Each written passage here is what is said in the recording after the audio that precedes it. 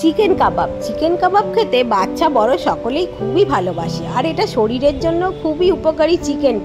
চিকেনের সাথে আমি একটা উপকরণ দিয়ে তৈরি করব, যেটা এটা স্বাদকেও দ্বিগুণ করে দেবে, আর এটা একটা ইমিউনিটি বুস্টারের কাজ করবে। যেমন কাঁচা আম তো শরীরের জন্য ভীষণ উপকারী, ভিটামিন সি এ ভরপুর। হ্যালো বন্ধুরা, সকলকে স্বাগত সম্পাস ক্রিয়েশনে।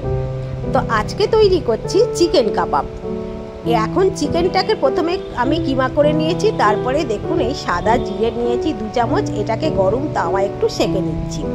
এখন একটা গোটা আম নিয়েছি, এর মধ্যে আমি 2টো চোকলা মানে পাশের 2টো অংশ নিয়ে একটু খোলা ছাড়িয়ে মিক্সিতে পেস্ট করে নিয়েছি। এটা আমি চিকেনের সাথে দিয়ে দিলাম। এখন পেঁয়াজ, রসুন, আদা, কাঁচা লঙ্কা এগুলো একটু মিক্সিতে বেটে নেবো, নিয়ে এটা চিকেনের সাথে দিয়ে দেবো। এগুলো খানিকটা একদম পেস্ট না করে হাফ পেস্টও করতে পারেন।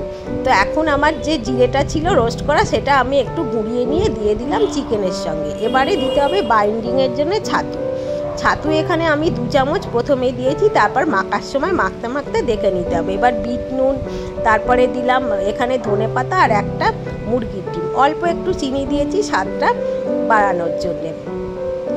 টেস্টের আপনারা যদি চিনি দিতে না খেতে চান নাও দিতে পারেন। এখন ভালো করে সমস্ত উপকরণগুলো দিয়ে চিকেনটা খুব ভালো করে মাখতে হবে।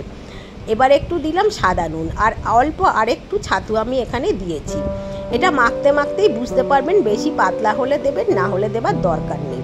মাখা হয়ে গিয়েছে। এবার এখন প্যানের মধ্যে দিলাম সর্ষের তেল। আপনারা এটা সাদা তেলে করতে পারেন বা ঘিতে করতে পারেন।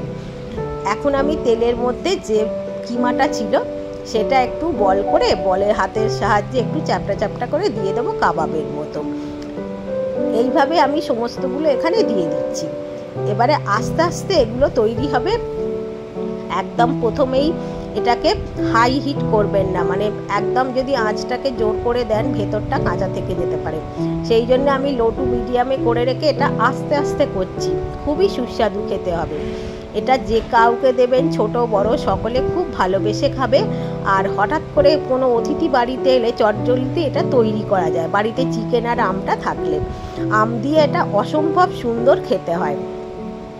এতে একটু চাট মশলাও অ্যাড করতে পারেন। চাট মশলাটা আমার বাড়িতে নেই বলে আমি দিইনি। এইভাবে দেখুন সবগুলো ভাজা হয়ে যাবে।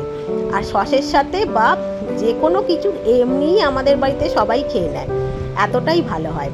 বন্ধুরা, আপনাদের যদি এই রেসিপিটি পছন্দ হয়, ভালো লাগে, তাহলে আমার চ্যানেলটিকে সাবস্ক্রাইব করার অনুরোধ করব। একটা লাইক আর কমেন্ট করে দিলে খুব ভালো লাগবে। বেল আইকনটা প্রেস করে রাখলে আমার আপলোড করা ভিডিও সমস্ত নোটিফিকেশান আপনারা পেয়ে যাবেন। তাহলে দেখলেন তো কত সহজে এটা তৈরি করা যায়। আর অবশ্যই বাচ্চাদের দেবেন, খুবই ভালোবেসে খাবে, আর এটা শরীরের জন্য খুবই উপকারী। আজকের মতো বিদায় বন্ধুরা, সকলে ভালো থাকবেন, সুস্থ থাকবেন। আবার আপনাদের সাথে দেখা হবে পরের কোনো এপিসোডে। সকলকে অনেক অনেক ধন্যবাদ।